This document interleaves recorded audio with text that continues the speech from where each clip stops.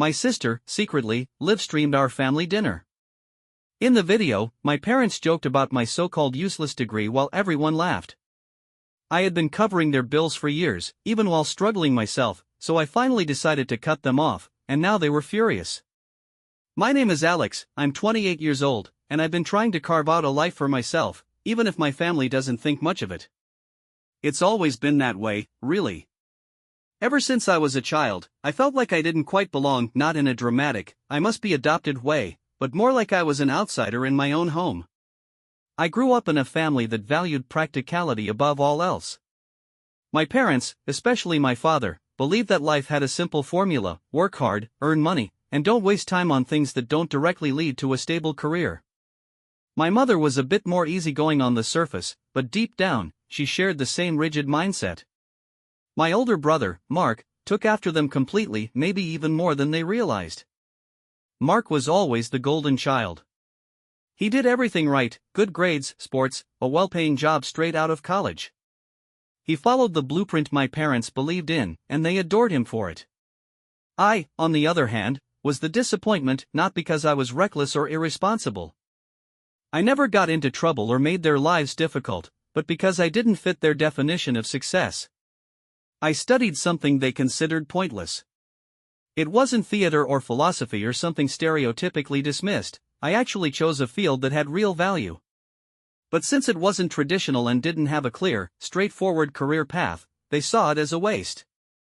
They never outright stopped me from pursuing it, but they never supported me either.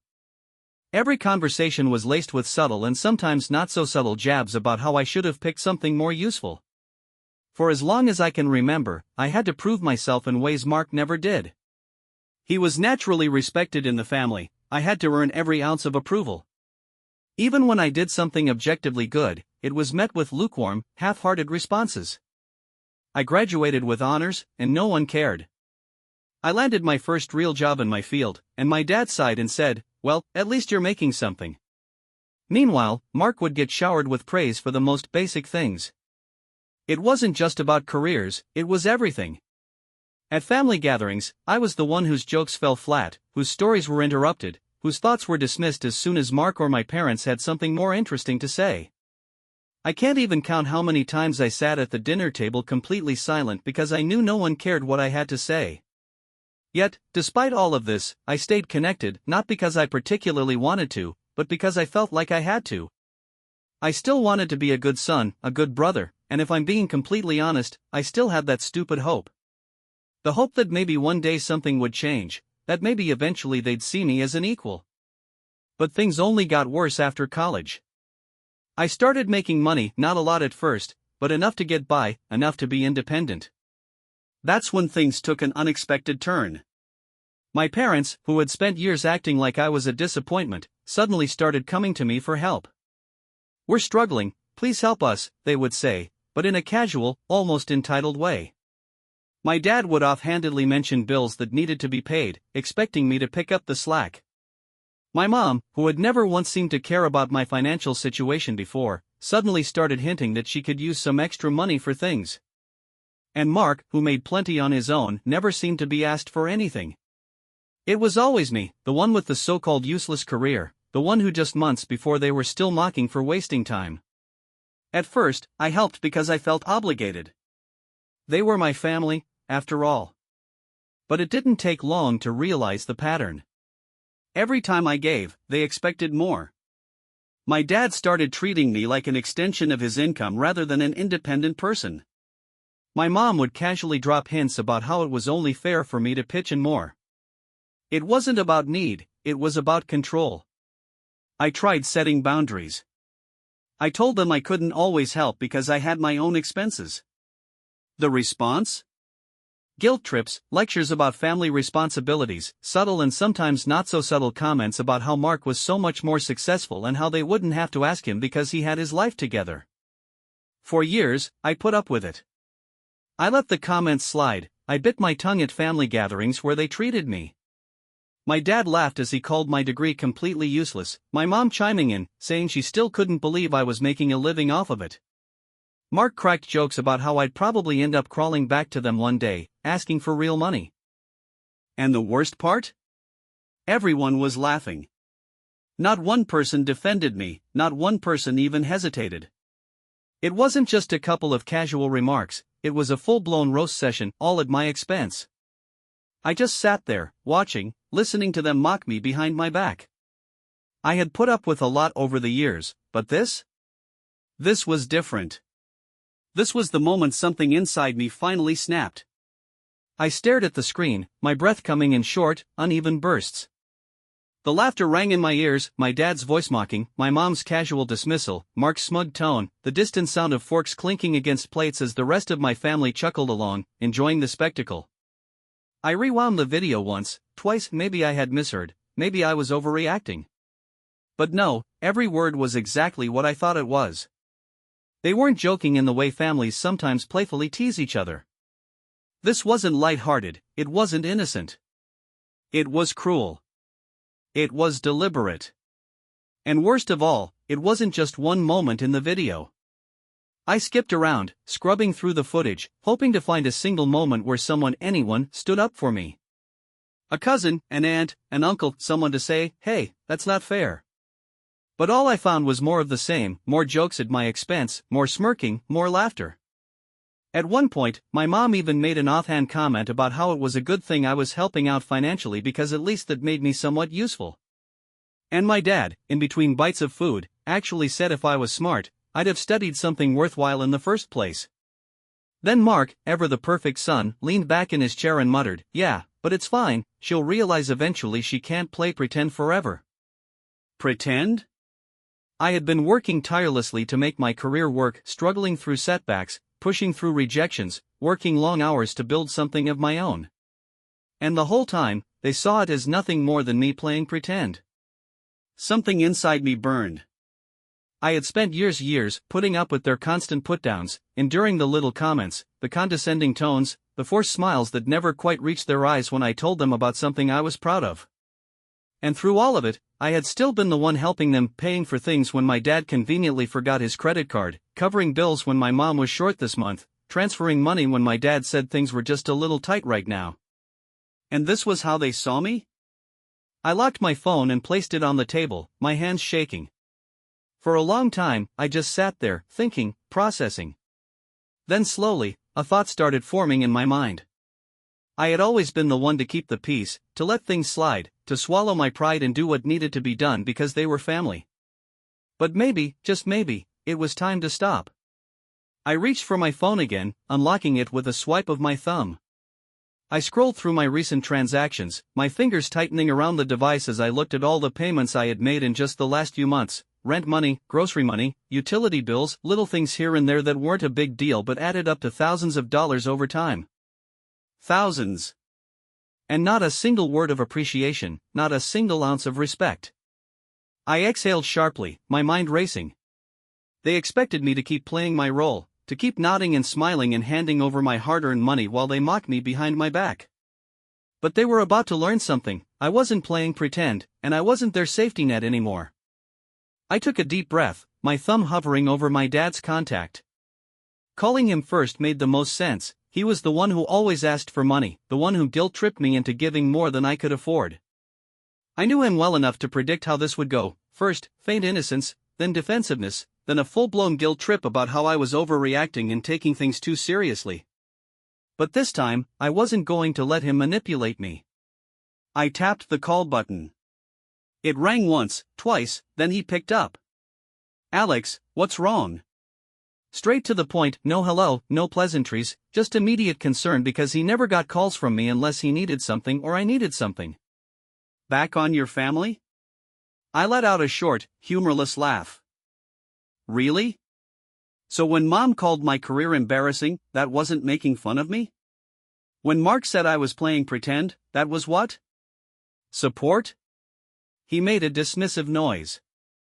"You're taking it too seriously. It was just dinner conversation. We joke around, you know that." Joke around? That's what they always said, every cruel comment, every jab, every casual insult. Just a joke, just harmless fun. I pressed my fingers against my temple, trying to stay calm. "You do realize people could see that, right? Everyone, strangers, my friends, my colleagues. Another pause, then a much more careful, measured response. Did someone say something? There it was. He didn't care that they humiliated me, he only cared if it had consequences. I closed my eyes, gripping the phone tighter. It doesn't matter if someone said something, Dad. What matters is that my own family spent an entire meal tearing me down, and you let it happen. He scoffed. Oh please, you act like we sat around plotting ways to ruin your life. No one was thinking that hard, Alex. You're just sensitive. I exhaled through my nose, trying to keep my voice level. I've been helping you for years. I've covered bills, groceries, rent. I've given you money when I barely had enough for myself, and this is what I get in return? Oh stop, he snapped. We're family. That's what family does. I let that hang in the air for a second, then slowly I asked, what have you done for me, Dad? He went quiet.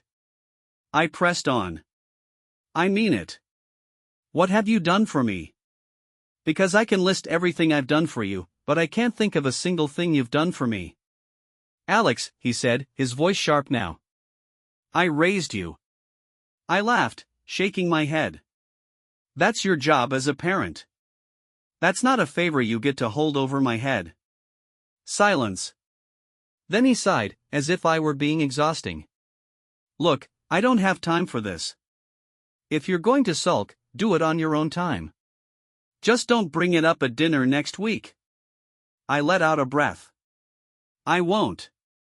Good, he said, his voice sliding like he thought he'd won, because he didn't realize what I meant. I wasn't going to bring it up at dinner because there wouldn't be a next week. I was done. But first, I had one more call to make. I pulled up my mom's number and hit dial. The phone barely rang before my mom picked up. Alex? Her voice was firm, like she already knew why I was calling and didn't want to waste time pretending otherwise. I could hear the faint sound of a TV in the background, some sports game playing. What do you want? I didn't dance around it. I saw the video. A pause, then in that same flat, unimpressed tone, she said, and? I gritted my teeth. And you sat there in front of the whole family, in front of the internet, and called my career embarrassing. Because it is, she shot back without hesitation. What do you want me to say, Alex? You could have been an engineer, a lawyer, hell, even a damn electrician. Something useful. But instead, you're doing whatever it is you do. I inhaled sharply through my nose, trying to stay calm. I run my own business. She made a dismissive sound. Sure, a business, if that's what you want to call it. That was the thing about my mom, she didn't just think I was a failure, she wanted me to be one. She had spent years acting like my work was some childish phase, something I'd grow out of when I came to my senses and got a real job. She ignored every success I had, brushed off every milestone like it was a fluke, a lucky break that wouldn't last. And yet, despite thinking I was so pathetic, she never had a problem taking my money. I tightened my grip on the phone. I've been helping you for years, Mom, paying your bills, covering things when you came up short. You knew that, and you still sat there and mocked me. Don't be dramatic, she scoffed. It was a joke. I felt something snap inside me. No, it wasn't. It was never a joke. None of it. You hate that I made something of myself without your help. Back on your family over this? I let out a breath, shaking my head. You turned your back on me a long time ago. She was quiet for a long moment, then in a slow, warning tone, she said, You don't want to do this, Alex. I almost laughed. Even now, she thought she could intimidate me, bully me into falling back in line. But she didn't realize she had already lost. This conversation is over, I said simply, and before she could say another word, I hung up. I sat there for a moment, the weight of what I'd done settling in. The ties had been cut. For the first time in my life, I wasn't responsible for them, and for the first time in my life, I felt free. But I knew them, this wasn't over. They weren't going to let me go that easily. The next evening, just as the sun was dipping behind the skyline, I heard a knock at my door, the kind of knock that makes your stomach tighten because you know something's off. It wasn't a friendly tap or a casual visitor, it was more like an impatient, urgent thud, like whoever was on the other side had something to prove. I stood still for a moment, staring at the door. I already knew who it was. I didn't even need to check the peephole. I could feel the tension in the air, the anticipation building up like a storm. They weren't going to let this go. I could already picture their faces, the guilt-tripping, the anger. They weren't used to being ignored, especially not by me. I had always been the one to give in, to swallow my frustration and let it slide. But not anymore. I opened the door. There they were, my dad, my mom, and even Mark, standing in front of my apartment looking like they had just come from a funeral. My mom was frowning, arms crossed, looking like she had just stepped out of some low-budget mob movie. My dad was trying to look casual, but I could see the tightness in his posture, the way his fingers twitched at his side. And Mark? He was just there, standing in the back, arms crossed too, trying to look tough but clearly uncomfortable with the situation. Alex, my mom started, her voice dripping with false calm. Can we talk? I didn't even try to hide the irritation in my voice. What do you want?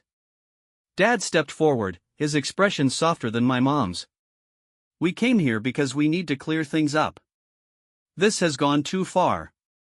I raised an eyebrow. Really? You want to clear things up after that video? After years of pretending like you don't rely on me, that I'm some kind of embarrassment to you? We didn't mean it like that, he said, holding up his hands, his voice all saccharine and sweet. It was just a joke, honey. You're taking this way too seriously. You're overreacting. I clenched my fists at my sides. Overreacting? No, I'm done. For years, I've been paying your bills, making sure you're comfortable, and you're still mocking me, mocking my career, my life. And when I finally stand up for myself, you come knocking at my door like nothing happened. My mom cut in, her voice growing louder now, with a touch of that familiar venom. You're acting like we're the problem here. Maybe you're the one who's got it all wrong. Maybe it's you who needs to grow up and stop being so sensitive about everything. I could feel my heart rate pick up. You really don't get it, do you? For once in my life, I'm not going to let you walk all over me. I've been carrying you, and I'm done. Mark, who had stayed mostly silent up until now, chimed in, his tone snide and mocking. Oh, come on, Alex. Are you really going to act like you're some kind of hero? You're just trying to play the victim because we're calling you out. My blood boiled. The last few years, I'd been the one saving their asses, working myself into the ground while they lived comfortably off my back. And now Mark, who barely even had a job, was lecturing me. Don't talk to me, Mark, I snapped, stepping forward, the heat of anger rising in my chest. You don't have the right to say a damn thing. You've been riding on my coattails since the day you turned 18, and now you've got the nerve to act like I'm the one in the wrong. You're all just mad because I'm no longer letting you treat me like a personal ATM.